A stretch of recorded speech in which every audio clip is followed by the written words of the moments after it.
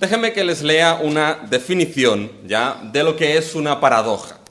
Fíjense, dice que lo he encontrado, dice que viene del latín paradoxus, ¿ya? Y del griego paradoxón, ¿ya? Bueno, eso no importa, suena prácticamente igual, pero dice que es una idea extraña, opuesta a lo que se considera verdadero o a la opinión general.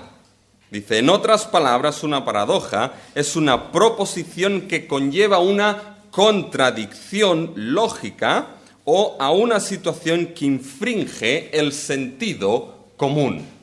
Es decir, una paradoja básicamente es aquello que cuando uno lo ve, cuando uno se lo dicen, es algo que parece contradictorio, parece que es contrario al sentido común, pero que ambas partes de esa paradoja son necesarias, como por ejemplo, los últimos serán los primeros, ¿ya? Yo recuerdo que le dije a Giel que siempre quería ganar y ser el primero, y le dije, Giel, los últimos serán los primeros. Ahora quiere ser el último siempre. Y lo dice en el colegio, y evidentemente no entienden de lo que está hablando, ¿ya? Cuando dice que los últimos serán los primeros. Pero fíjense que parecen que son dos ideas las cuales son contradictorias. Y lo que nos encontramos hoy aquí en estos capítulos de Jueces, precisamente es una serie de paradojas en relación a lo que es la salvación. Una serie de ideas las cuales parecen contradictorias la una con la otra, pero que ambas son necesarias para que esa salvación pueda llevarse a cabo. Y básicamente vamos a ver dos paradojas en esos capítulos 14 y 15 de Jueces. Uno, lo que sería la paradoja de lo inapropiado, pero perfecto para salvar. Y la segunda, la paradoja de aquello que no tiene poder, pero que es poderoso para salvar. Bien, se parecen ideas contradictorias, pero ambas son necesarias para que la salvación pueda llevarse a cabo. Inapropiado, pero perfecto, sin poder, pero poderoso al mismo tiempo. Entonces, fíjense, antes de pasar a considerar estas paradojas, necesitamos contextualizar un poco lo que son los capítulos 14 y 15 de Jueces, ¿ya? Para saber un poco lo que está pasando y que podamos situarnos en todo eso y en esas paradojas. Porque esas paradojas tienen que ver con lo que es la salvación que Dios obra. Que Dios obra aquí en el periodo de Jueces con Sansón, y las paradojas nos las vamos a encontrar también en la salvación que Dios obra en la cruz, en la muerte y en la resurrección de Cristo. Entonces, fíjense, acuérdense que empezamos con la historia de Sansón. Y nos encontramos en el capítulo 13 lo que era el anuncio y el nacimiento de aquel hijo que sería un hijo consagrado a Dios como nazareo y que tendría un propósito muy claro. Sería un hijo y al mismo tiempo sería salvador. Dios le dijo a la madre, él empezará a salvar a Israel de los filisteos. Entonces, fíjense que en el capítulo 13 venimos de lo que es el último juez, el anuncio de lo que es el Hijo Salvador, el cual será consagrado a Dios y el cual su propósito será el de empezar a salvar a su pueblo. Así se lo dijo el ángel a la madre en el capítulo 13, versículo 5. Pues he aquí que concebirás y darás a luz un hijo, y navaja no pasará sobre su cabeza, porque el niño será nazareo a Dios desde su nacimiento, y él comenzará a salvar a Israel de mano de los filisteos. Fíjense que esto es confirmado por Dios mismo al final del capítulo 13. Y es confirmado con el hecho de la presencia del Espíritu Santo sobre lo que es Sansón. Fíjense el versículo 25 del capítulo 13. Y el Espíritu de Jehová comenzó a manifestarse en él en los campamentos de Dan, entre Zorá y Estaol. La confirmación de que ese hijo, el cual fue anunciado y nacido, ese hijo para salvar, hijo y salvador, esto es confirmado por la misma presencia del Espíritu Santo sobre Sansón, comenzando a moverlo para que llevase a cabo lo que es su propósito de empezar a salvar a su pueblo. Y fíjense que esta idea de él comenzará a salvar, él comenzará a desarrollar el propósito para el cual fue asignado esa salvación de Israel, Eso es lo que empezamos a ver en los capítulos 14 y en el capítulo 15. Aquí es donde el Hijo Salvador, Sansón, empieza a desarrollar su propósito de salvar a su pueblo de los filisteos. Y eso alcanza su clímax en el capítulo 16, cuando todos sabemos la historia que Sansón muere y con la muerte de Sansón se llevó por delante unos cuantos filisteos. Eso es el clímax, pero los capítulos 14 y 15 es donde empieza a verse que Sansón empieza a desarrollar lo que es ese propósito en su vida de salvar a su pueblo de los filisteos. Y fíjense que esto es confirmado por una frase que va repitiéndose a lo largo de esos capítulos. Y fíjense, la encontramos en el capítulo 14, versículo 6. Fíjense, y el Espíritu de Jehová vino sobre Sansón. Fíjense ahora en el mismo capítulo, versículo 19. Y el Espíritu de Jehová vino sobre él. Y ahora fíjense en el capítulo 15 y el versículo 14 nos volvemos a encontrar esta frase. Y así que vino hasta Leí, los filisteos salieron gritando a su encuentro, pero el Espíritu de Jehová vino sobre él. Ese espíritu que al final del capítulo 13 empieza a mover a Sansón para que lleve a cabo ese propósito de empezar a salvar a su pueblo, nos lo encontramos ahora en estos capítulos 14 y 15 viniendo sobre Sansón, y cada vez que esto sucede, un acto maravilloso de salvación es obrado por parte de Dios en esos capítulos. Así que los eventos que antes el pastor ha mencionado, del león, como vamos a ver, las 300 zorras quemando los campos, la quijada del asno y llevándose a 1000 filisteos por delante, todos estos eventos deben ser encajados dentro de este contexto. Estos eventos van a ser eventos salvadores, eventos los cuales vemos el propósito que Dios le dio a Sansón de empezar a salvar a su pueblo. En ese caso Israel, de los filisteos. Y van a ser en esos eventos, con ese contexto de ese empezar a salvar, él empezará a salvar a los suyos, ese inicio de la salvación, donde vamos a encontrarnos esas dos paradojas, las cuales les he mencionado. Así que vamos a la primera, y vamos a ver hasta dónde llegamos. Fíjense que el inicio de la salvación, aquí que Sansón empieza a salvar, el inicio de la salvación empieza con la paradoja de lo inapropiado, pero perfecto para ser usado.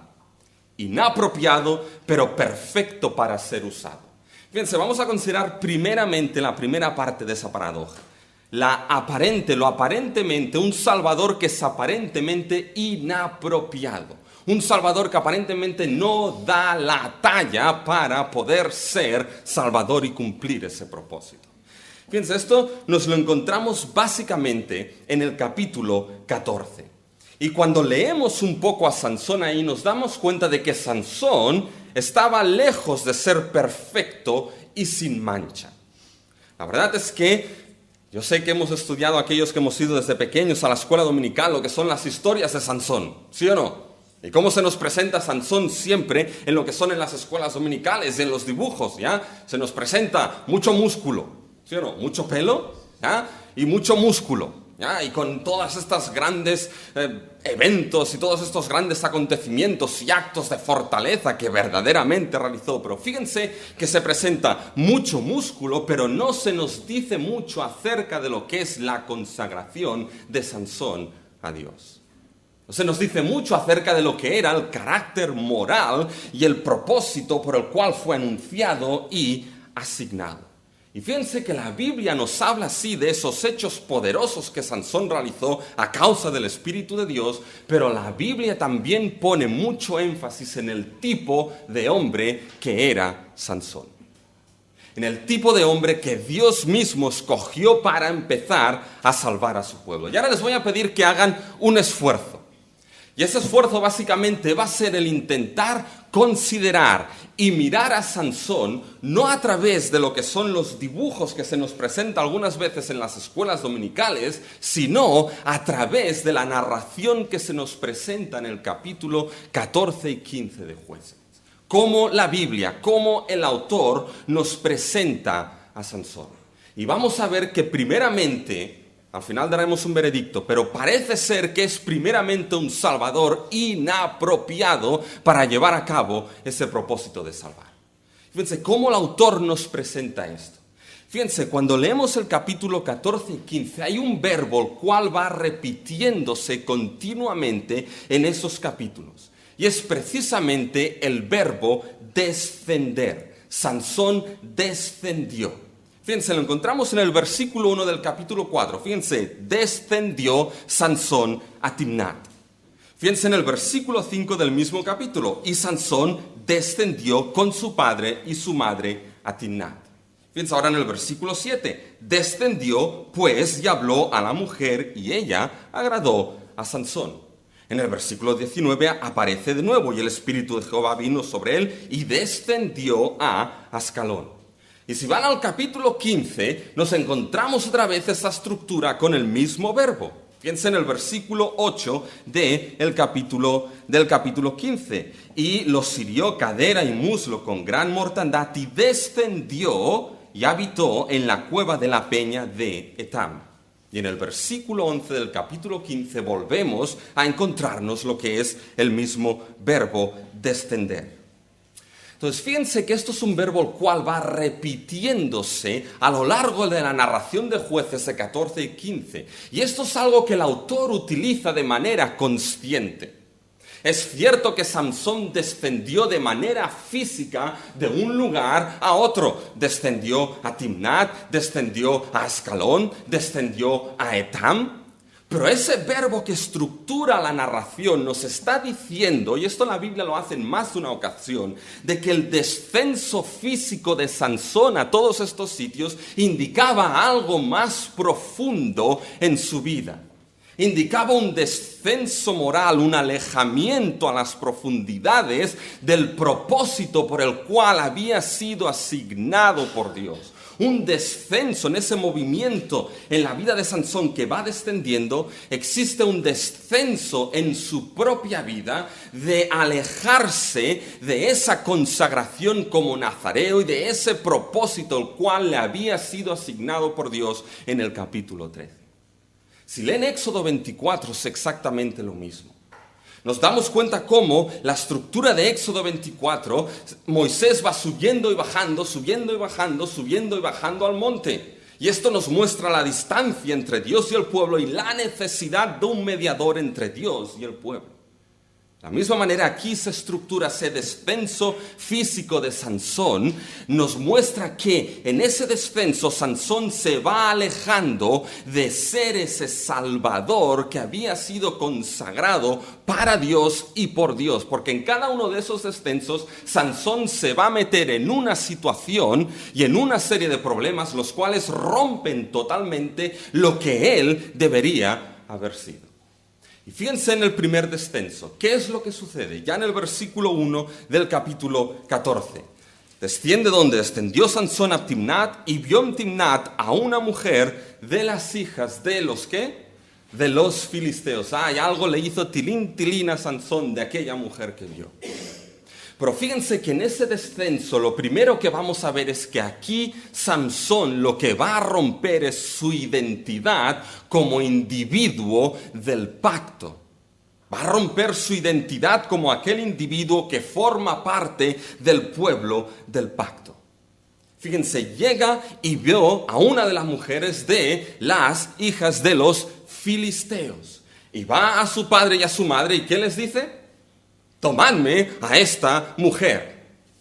¿Y qué es lo que le responden los padres? Fíjense, el versículo 3 es importante. Fíjense, y su padre y su madre le dijeron: no hay mujer entre las hijas de tus hermanos, ni en todo nuestro pueblo, para que vayas tú a tomar mujer de los filisteos incircuncisos. Fíjense cómo los padres están respondiendo a Sansón. No, si jóvenes, los padres a veces saben de lo que están hablando, pero fíjense cómo está respondiendo. Está respondiendo: pero hijo, no hay aquí ninguna de las hijas de tus hermanos, de la tribu de Dan.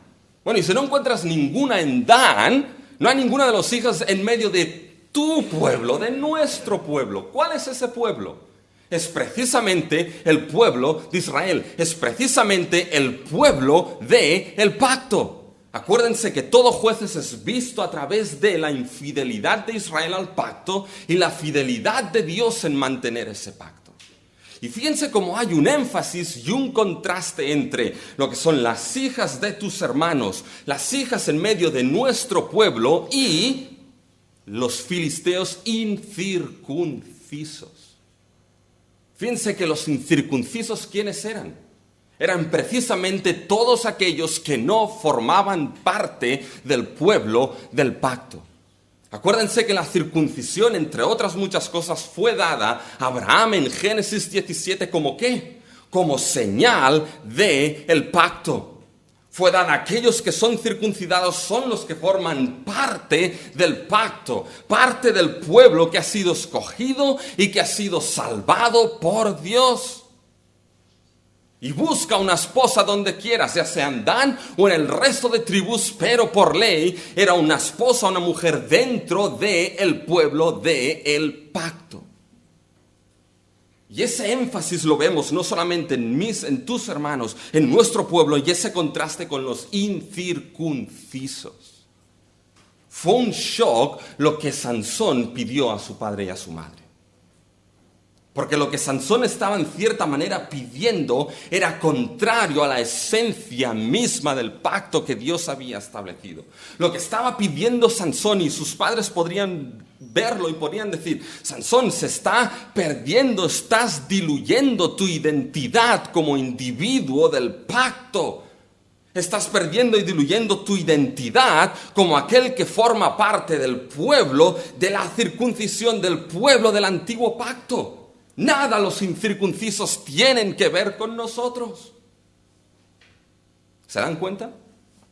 Fíjense lo triste que tuvo que ser, quizá para sus padres, el hecho de ver que Sansón estaba rompiendo esa esencia misma del pacto y diluyendo esa identidad de quién era como individuo del pacto.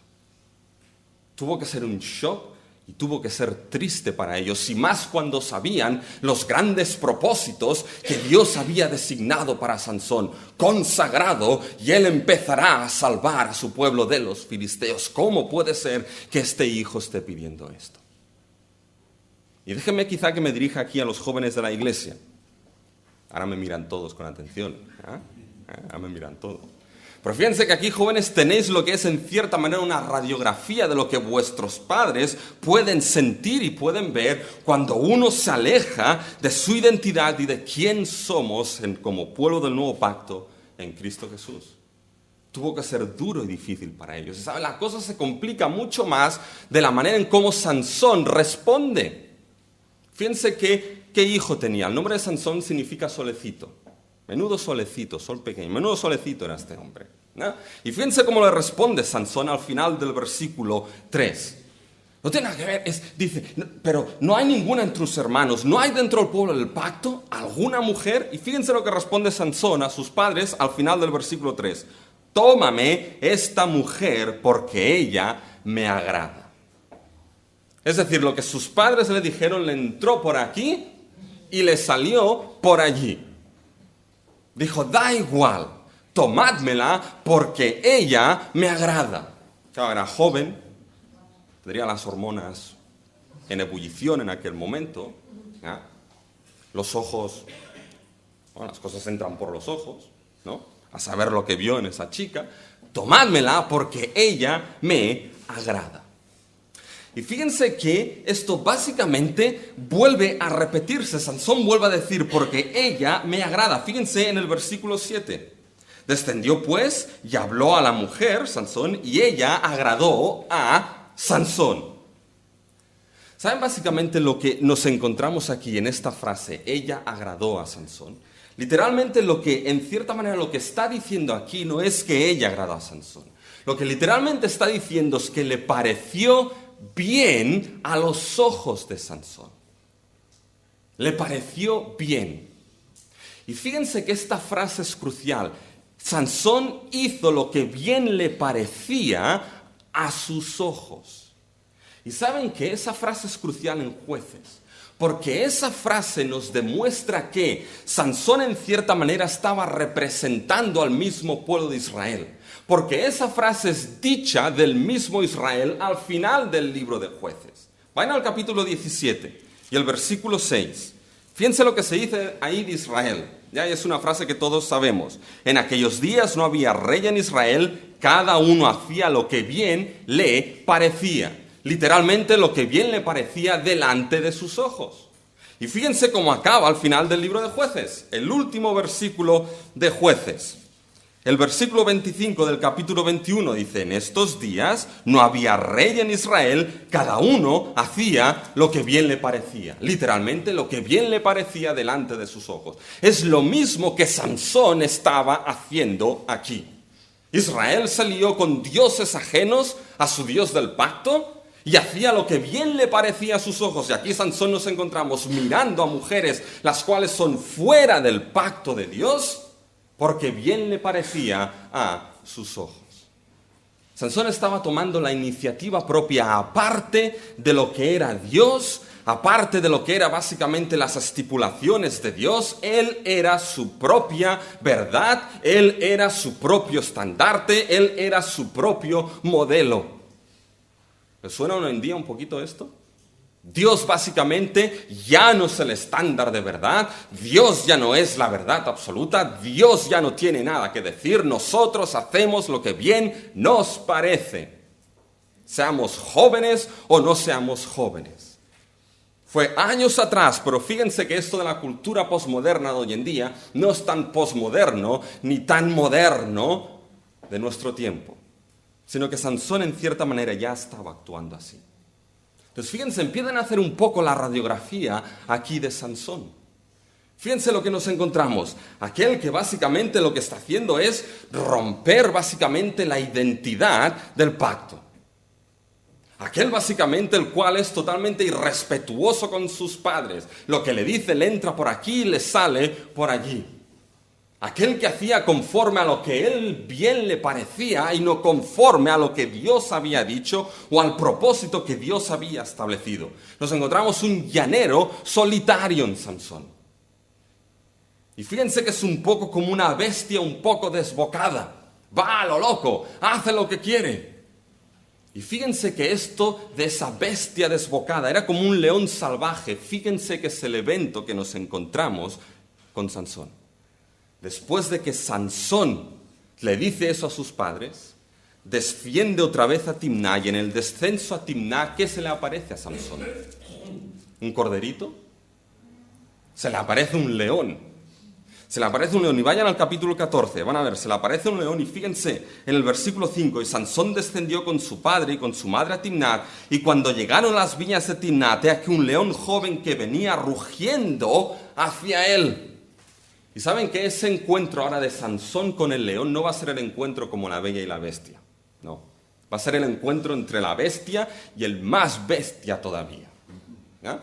Porque si vamos a ver lo que Sansón hace, lo hace con el Espíritu de Jehová, ya explicaremos un poco esto. Pero llega el león y fíjense en el versículo 6 la descripción que se nos da de lo que Sansón hizo. Fíjense, y el Espíritu de Jehová, explicaremos esto, vino sobre Sansón, quien despedazó al león como quien despedaza un cabrito sin tener nada en su mano. ¿Han pintado esta imagen en sus mentes? Despedazó al león como quien despedaza un cabrito. No tengo idea cómo se despedaza un cabrito. No lo he hecho nunca. Solo recuerdo que la primera vez que fui a visitar a Leida, ahí estaba mi suegra y tienen gallinas. Y un día yo estaba con el patio y mi suegra me dijo, ven. Y fui con ella, ¿no? Y cogió al gallo. Me dice, mira, ¡crac! Descogotó al gallo. ¡Pam! Con solamente las manos. En aquel día yo aprendí, Rubén, pórtate bien. Nada de discursos, fue bien gráfico. Pero fíjense que aquí es lo que está sucediendo. Coge al león, lo despedaza con las manos como si fuese un cabrito. No, se ha de ser bestia para poder hacer eso. Pero fíjense que aquí es otro descenso. En el primer descenso rompe su identidad como alguien que forma parte del pueblo del pacto buscando a una filistea incircuncisa. Pero aquí con el león rompe lo que es su voto de consagración a Dios como nazareo. Porque después que mata al león, días más tarde, Sansón vuelve a descender y se acuerda del león. Y va a ver el cuerpo muerto del león. Fíjense el versículo 8. Y volviendo después de algunos días para tomarla, se apartó del camino para ver el cuerpo muerto. ¿Y qué se encontró dentro del cuerpo muerto del león? Un panal de miel, dulce. ¿Y qué es lo que hizo Sansón con ese panal de miel? Ni corto ni perezoso, lo come y se lo va comiendo por el camino. ¡Tan pancho! Y alguien puede pensar aquí, bueno, ¿qué problema hay, Rubén, en que se comiese ese panal de rica miel? Es energía, es energía para el camino. Pero acuérdense que su voto era voto nazareo. No podía comer nada impuro. Y no podía acercarse ni tocar un cuerpo muerto. Menudo Sansón. Se pasó el voto por donde quiso. Fue al cuerpo del león muerto, lo tocó para sacar lo que es el panal de rica miel y empezó a comer miel, la cual era inmunda a raíz del contacto del cuerpo muerto con el animal. Como nazareo no podía hacer eso y estaba rompiendo su voto. Y va más lejos Sansón. ¿Y saben lo que hace? Calladito, sin decir nada, ¿ya? Va y le da la miel ¿a quién? A su padre y a su madre. Fíjense en el versículo 9. Y tomándolo en sus manos, se fue comiéndolo por el camino, y cuando alcanzó a su padre y a su madre, les dio también a ellos que comiesen, mas, fíjense ahora, mas no les descubrió que había tomado aquella miel del cuerpo del león. Tampoco les dijo nada de que había matado al león. Fíjense la imagen que se nos está mostrando de Sansón. Rompe en el primer descenso su identidad como alguien que forma parte del pueblo del pacto. Ahora rompe lo que es su voto como nazareo y de consagración a Dios. Y respetuoso a lo que es sus padres, porque no hace ni caso absoluto de que sus padres le dicen. Pillo, totalmente pillo y mentiroso, porque no les declara de dónde ha sacado esa miel y de lo que ha hecho básicamente con ese león.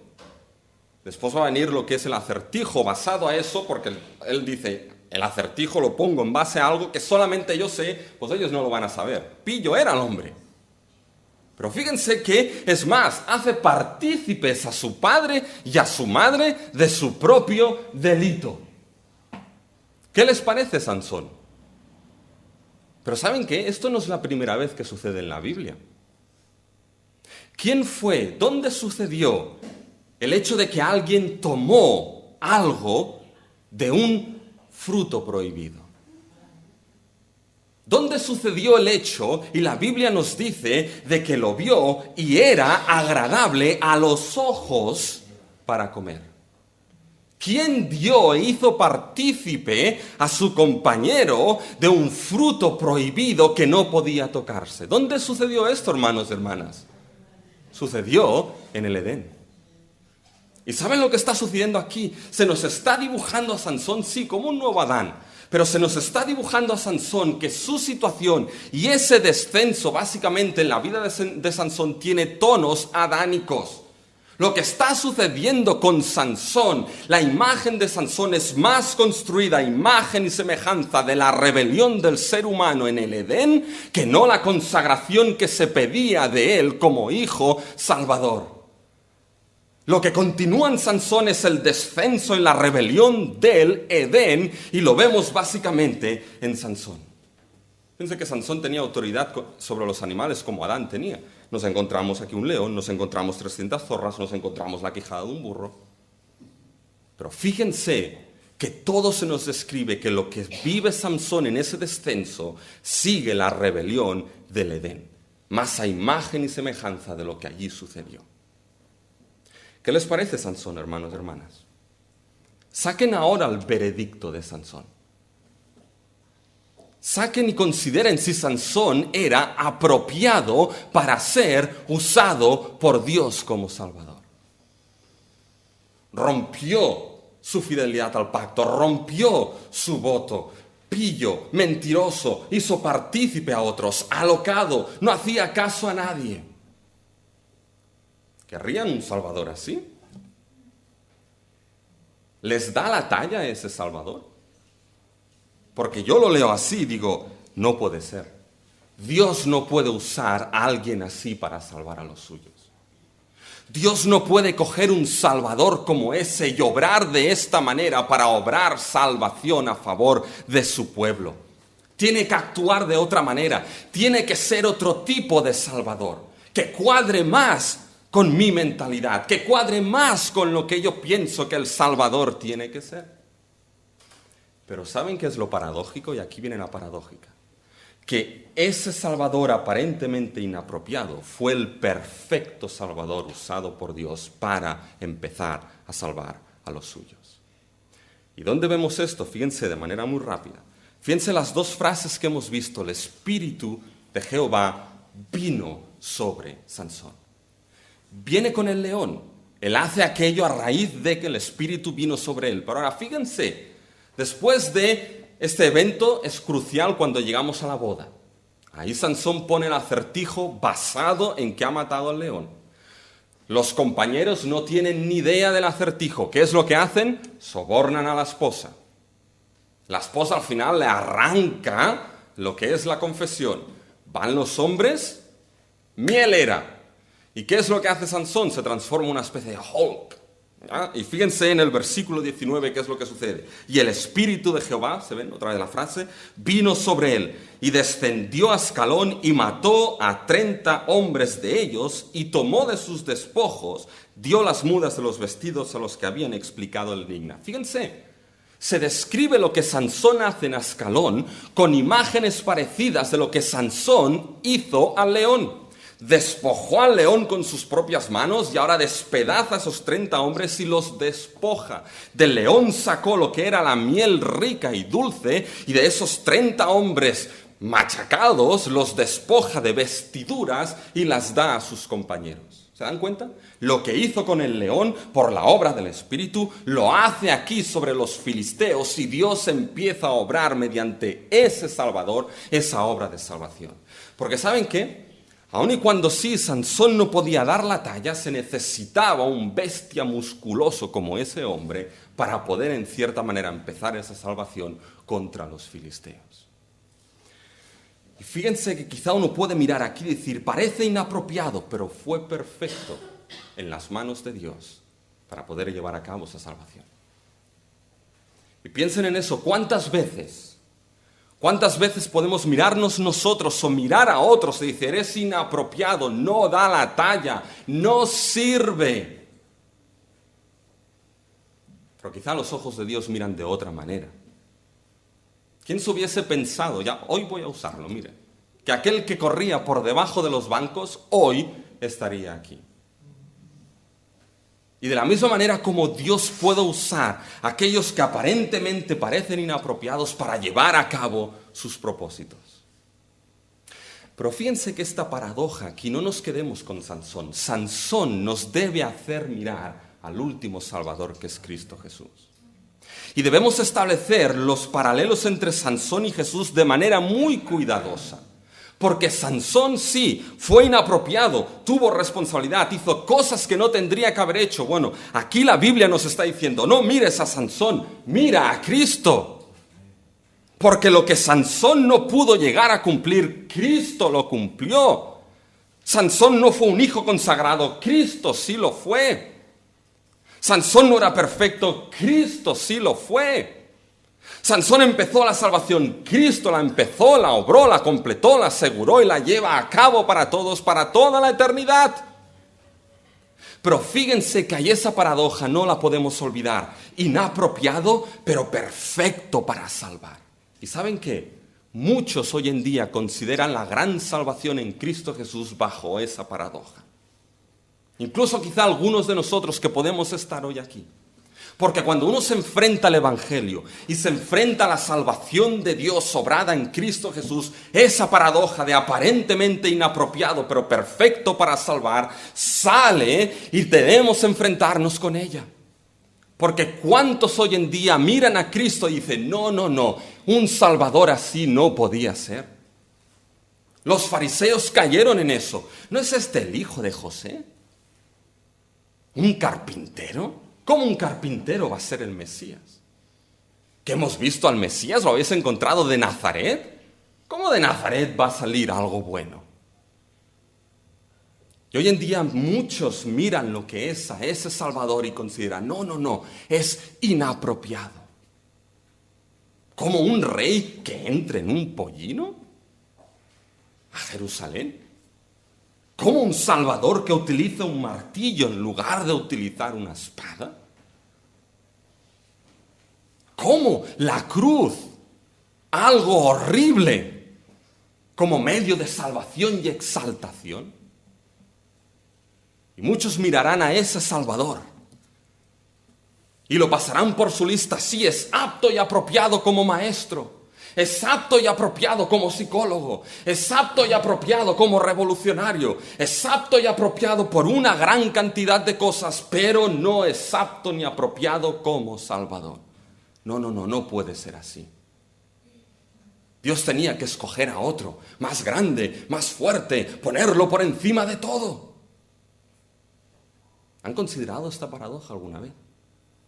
Porque ese Salvador, ese Jesús de Nazaret, que fue carpintero, ese que entró en un pollino a Jerusalén, y hoy estamos recordando esto, ese que fue colgado en una cruz aparentemente sin ningún tipo, sin tener nada, este es el que Dios mismo ha dicho, este es el perfecto Salvador de los suyos.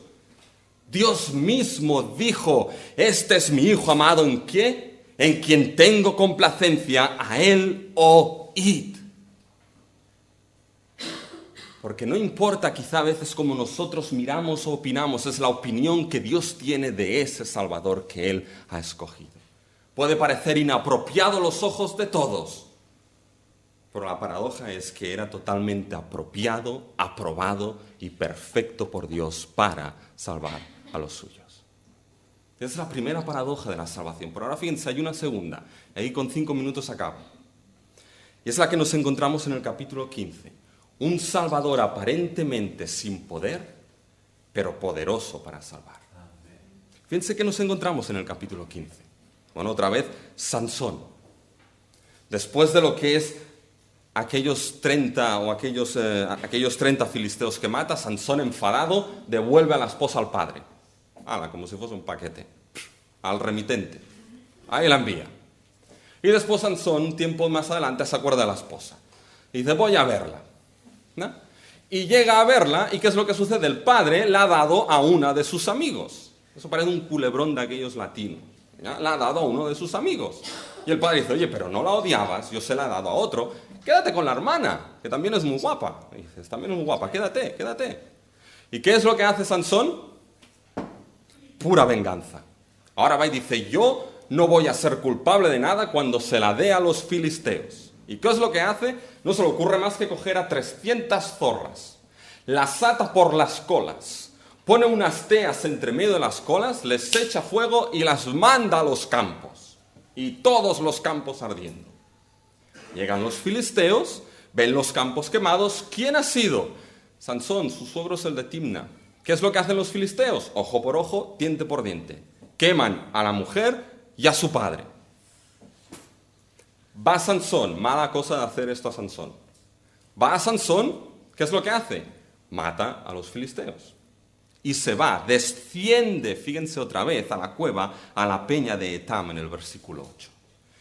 Y los filisteos no se quedan calmados. Los filisteos básicamente van y acampan delante de Judá. ¿Dónde está Sansón? Judá, la tribu que Dios escogió al inicio para conquistar la tierra. ¿Qué hubiesen hecho ustedes siendo de Judá si un montón de filisteos vienen buscando a Sansón? No lo vamos a entregar. Él es el Salvador que Dios ha escogido para liberarnos de vuestra opresión. ¿Hicieron esto los de Judá? No sabemos nada. ¿Y saben lo que hicieron los de Judá? 3.000 hombres de Judá. Esto es un ejército entero. 3.000 hombres de Judá se fueron a buscar a Sansón. Fíjense en el versículo 11 del capítulo 15. Y vinieron 3.000 hombres de Judá a la cueva de la peña de Tam y dijeron a Samsón: ¿no sabes tú que los filisteos dominan sobre nosotros? ¿Qué es lo que nos has hecho? Fíjense lo lejos que había caído Judá, hermanos y hermanas. Escogido al inicio para poder de esta manera conquistar la tierra, y ahora, aceptando el status quo de que los filisteos dominaban, y fueron incapaces de reconocer a ese Salvador que tenían delante en Samsón. Y va Judá a Samsón y llegan a un acuerdo. Samsón les dice: no me mataréis, ¿no? Y los de Judá, ¿saben lo que dicen? No. Solamente vamos a hacer esto. Fíjense en el versículo 13. No te vamos a matar, ¿no? Pero dijeron: no, solamente te prenderemos y después te entregaremos. Si te matan es cosa de los filisteos. Nosotros, nada que ver, nada que ver. Y para que esto funcione, te prendemos y te entregamos, y si te matan, para que esto vaya bien, ¿ya? Venimos con 3.000 hombres y te atamos con cuerdas no viejas, no, nuevas, que no estén gastadas, que no haya roce para que después se puedan romper, ¿ya? Ahora, pongan la imagen de lo que está sucediendo ahí. Sansón, el salvador de su pueblo, prendido y entregado por su propio pueblo a los enemigos. Y llegan ahí Sansón, atado de manos, aparentemente sin poder y sin poder hacer nada, indefenso, en una situación de 3.000 por un lado, 1.000 por otro, estos son 4.000, y él atado, sin poder alguno. Y ahí cuando se presenta de esta manera, fíjense en el versículo 14. Y así que vino hasta Leí, los filisteos salieron gritando a su encuentro, pero el Espíritu de Jehová vino sobre él. Y las cuerdas que estaban en sus brazos se volvieron como lino quemado con fuego, y las ataduras cayeron de sus manos. Y ahí halló la quijada de buey, y con esa quijada de asno mató a 1.000 filisteos. Fíjense la paradoja. Cuando más sin poder se veía Sansón totalmente atados, cuando más poderoso por la obra de Dios fue para poder derribar a esos 1.000 filisteos. Ahora pónganse esto en su mente, no fue así, hermanos y hermanas, con nuestro Señor Jesucristo. No fue así con aquel que es el Salvador y juez por excelencia. No fue el Señor Jesucristo aquel que fue prendido por los suyos propios, entregado por los suyos propios a lo que eran los enemigos del pueblo. Y no fue que Cristo llevado a dónde, hermanos y hermanas, a la cruz del Calvario, llevado al monte Gólgota, y sus brazos no fueron atados con cuerdas nuevas, fueron clavados con clavos en aquella cruz. Y ahí, en ese momento, hermanos y hermanas, piensen en esa paradoja, en ese momento donde el Cristo, el Hijo de Dios, más indefenso parecía, donde menos poder podía tener, donde todo ser humano se estaba riendo de él. Si tú eres el Cristo, baja y sálvate a ti mismo, sálvanos a nosotros. Y ahí en ese monte Calvario, donde Cristo parecía tener el menos poder posible, ahí solo es cuando Dios desplegó su poder para la salvación de los suyos, donde toda la humanidad se reía y decía: ahí no hay nada a hacer, otro hombre pobre y miserable, indefenso, muere en aquella cruz. Dios dijo: aquí es donde desplego mi poder para salvación y vida eterna de aquellos que creen en Cristo Jesús, y gloria a Dios por eso. ¿Han considerado, hermanos y hermanas, esta paradoja? Sin poder aparente, pero en ese momento poderoso para salvar y para dar gloria a su Padre. Cualquiera que se enfrente, hermanos y hermanas, con la salvación, en estos días que vamos a considerarla, debe considerar estas paradojas de la salvación. Inapropiado quizá a los ojos del mundo, pero aprobado y perfecto para salvar. Aparentemente sin poder alguno en aquella cruz, pero ahí Dios desplegó: este es el Evangelio, mi poder para salvación a todo aquel que cree. Déjeme que acabe con un texto de la Biblia que resume quizá toda esta historia de Sansón, y es el discurso de Pedro en Hechos. En Hechos 2:22, fíjense lo que dice Pedro: varones israelitas, oíd estas palabras: Jesús Nazareno, varón aprobado por Dios, entre vosotros con las maravillas, prodigios y señales que Dios hizo entre vosotros por medio de él, como vosotros mismos, a este, entregado por el determinado consejo y anticipado conocimiento de Dios, prendisteis y matasteis por manos de inicuos, crucificándole, al cual Dios levantó sueltos los dolores de la muerte, por cuanto era imposible que fuese retenido por ella. A este entregado, a este Cristo Dios aprobó. A este Cristo Dios resucitó, para que todo el mundo pueda creer en él. Hermanos y hermanas, aquellos que nos escuchan, la verdad es que es nuestra oración de que estas palabras de Pedro puedan ser una realidad y puedas ver que aquel que quizá el mundo no considera aprobado, Dios lo aprobó. Que aquel que quizá unos no ven poder en él, es ahí donde Dios manifestó su poder para salvación y vida eterna.